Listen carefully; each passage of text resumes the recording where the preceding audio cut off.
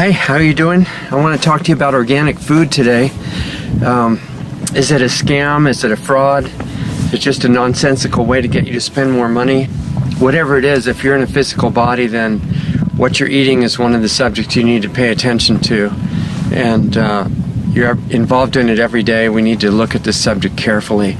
So what do you think organic food is? How would you define it? What would you say it is? So since about 2000, the year 2000, the government's been defining it for us. It doesn't mean it didn't exist before that, but it's been defined mainly as some food that is grown without synthetic chemicals, pesticides, processed without that stuff. But of course, some of us were growing organic food for many decades before that. And I remember as a university student myself in the 1960s, mid-1960s, I was working with a man named Alan Chadwick. Some of you might know who he was, an amazing individual. We have to do a video on him at some point later on. But we were at the university in California growing food and flowers and other kinds of plants, which we would just give away at that point. It was really an amazing experience. Working with Alan Chadwick, who was a student of Rudolf Steiner, the guy after whom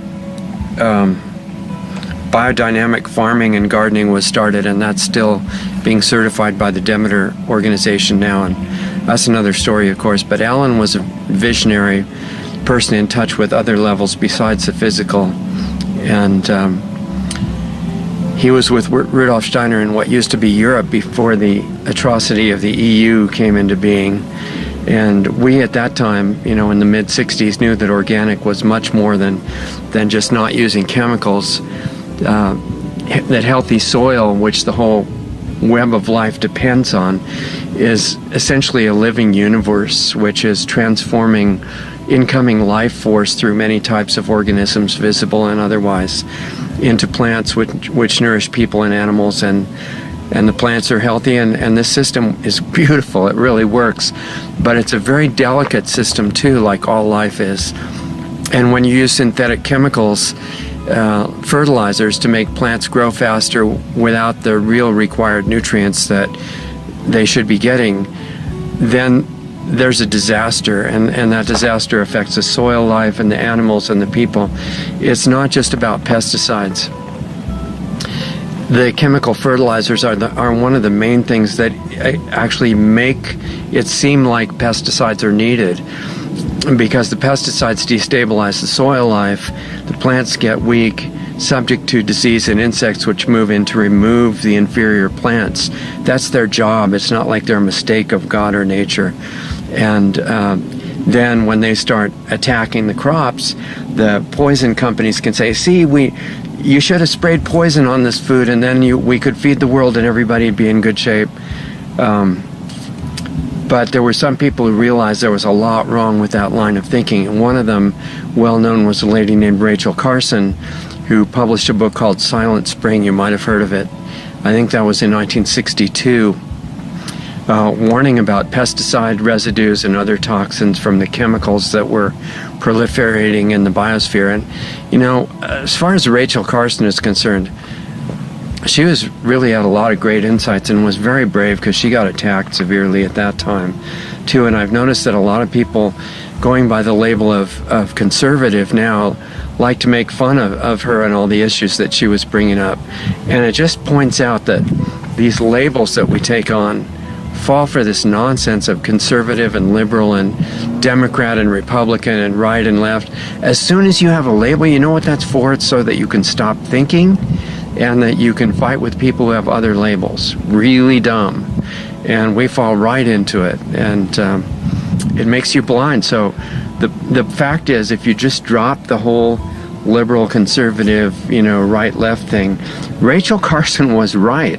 It's not intelligent to poison the life support systems of the planet. It doesn't matter what philosophy you have. That's a dumb thing to do. And it's not just pesticides. As I said, the fertilizers are a complete disaster. So the real organic for your food and your lifestyle is not some kind of extra expensive luxury. It's a bare minimum requirement to have a standard for everything you eat. And I've noticed if you go into natural food stores, Whole Foods or any of the smaller ones or other big ones, some of the food's called organic and some's called conventional, right? Well, conventional, these terms are chosen to mislead us. Conventional means it can be poisoned. Now, how brilliant is it to put poison on your food and then eat it? It's something like Mike Adams might make a funny video about this weird tribe that poisons their own food. Oh yeah, he did make a video about that on naturalnews.com. I recommend you watch it. And it's just you couldn't believe that any ancient tribe would be that stupid, but that's what we're doing now in the name of modern cutting-edge science. So conventional food, so-called, it's not conventional, it's poison, and it's a crime against humanity. It should never be allowed or eaten by anybody. And where did all this chemical fertilizer stuff come from? The main guy that was known as the father of modern agriculture is a man named Justus von Liebig, who was a German chemist, and he thought he made this fantastic discovery that you don't need to do all this stuff with composting and care of the soil like the biodynamic people do and more. You just have to use synthetic nitrogen, phosphorus, and potassium, and the plants grow real fast, and you just make more money and feed the world, and everything's fantastic. But like Pasteur, Justus von Liebig discovered he made a big mistake, which is constantly happening in science. It says, now we've really got the answer, and then years later they find out, oh, well, that was all wrong, but now we really have the answer this time. There's no humility in it. So Justus von Liebig found out he really messed up the whole system of growing things with his fertilizer scheme. And Pasteur misunderstood the germ theory.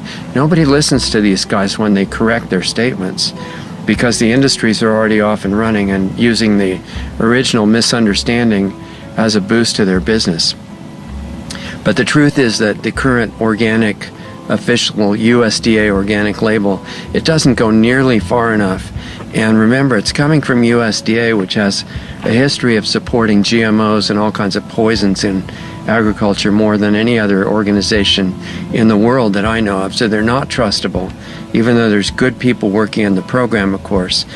But it doesn't go far enough. You need to mineralize the soil. You need to do a lot of things to make the system super healthy. People need to find out about using rock dust to bring the mineral levels back like they were before the last right after the last ice age. And the animals in agriculture need to be treated not what they call humanely, but really humanely and kindly. Killing them is not humane.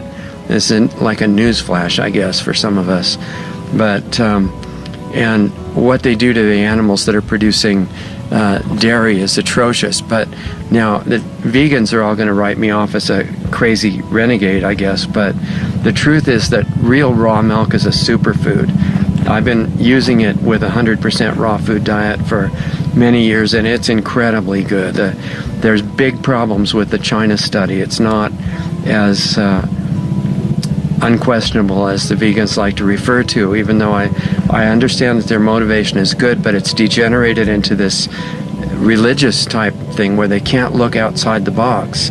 And it was really hard for me too. Also, I was a raw vegan for a long time, and I was having the usual problems, and I tried cooked vegan foods, and they're good for a while because of the detox aspect and that they get rid of processed food. But in the long run, the live food, raw food principle and the building principles are not fully understood by most of these guys. So there's a lot to say about that. What they criticize as far as dairy is not dairy. It's some kind of weird pasteurized, chemicalized liquid from abused animals. It's terrible to consume it, and it's very destructive to your health, but it's not milk. It has no relationship to it other than maybe it comes from the same species of animals. But the idea that drinking milk from an animal is going to turn you into an animal that weighs 1,200 pounds is a little bit of a misunderstanding. So what I would say is drop all these labels. That's where a lot of the mistakes come from, because subconsciously, at least, you think you got to defend the label. You got to show why everybody who doesn't subscribe to that label as wrong and crazy. And this is not real science. It's not real exploration. It's not real spiritual exploration. Drop the labels. Even the power structure and the people in charge who are moving toward destroying life on this planet intentionally, and it's not a mistake. They want us in the labels. They want us to fight each other. They want us to hate the people that disagree with us. And when we have a debate, it's to show how horrible the other person is. This is really not intelligent. We should only be interested in finding out what is true, whatever it is. And if it goes against what we thought before, just change. We're learning, Science is never settled. The learning process is never over unless you just get lazy and stop it.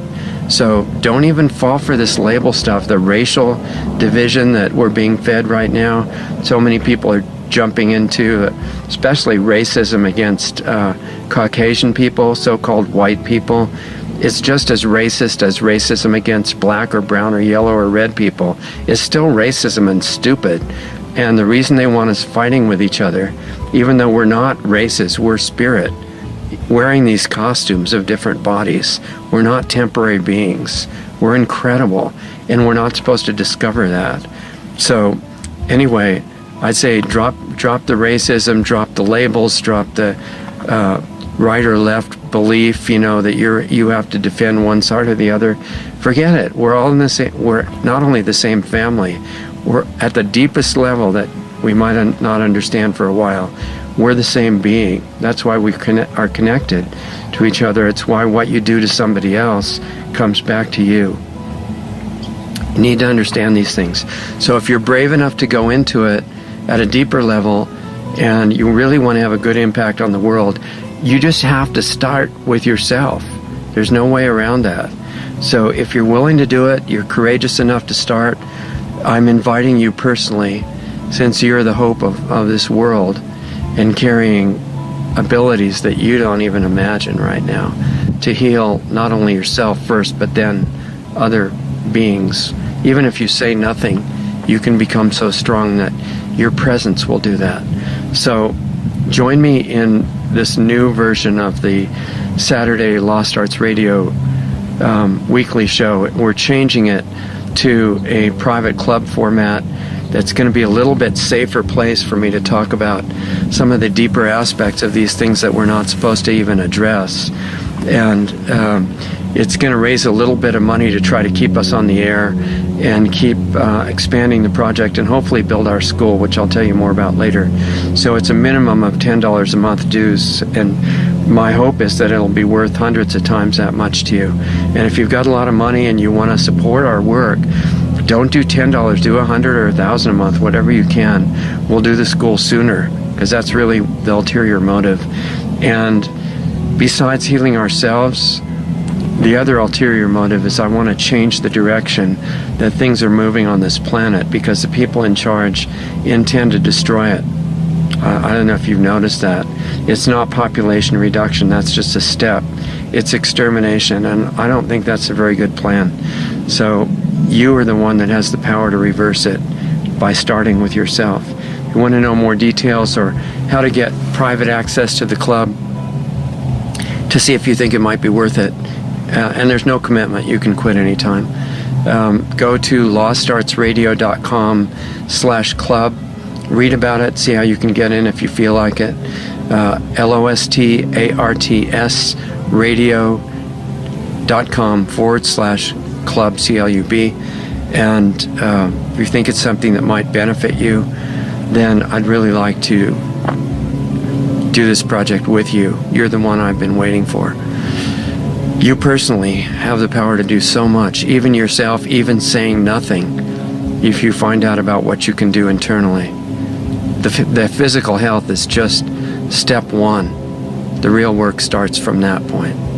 So anyway, read about it, lostartsradio.com/club, and if you like it, get your access credentials, meet me there. It's going to be Saturday, every Saturday, but it's actually Saturday today when I'm filming this video. If we get this out soon enough and you feel like it, maybe you could go and meet me there tonight. I'd like to do it with you. So Thanks for caring about these things. I deeply appreciate who you are, and I want to help you make use of that, find out really what's hidden there, open it up, and see what your real life can turn into. It's going to be incredible. So anyway, have a good rest of the day, and meet me at the club. I'll see you there.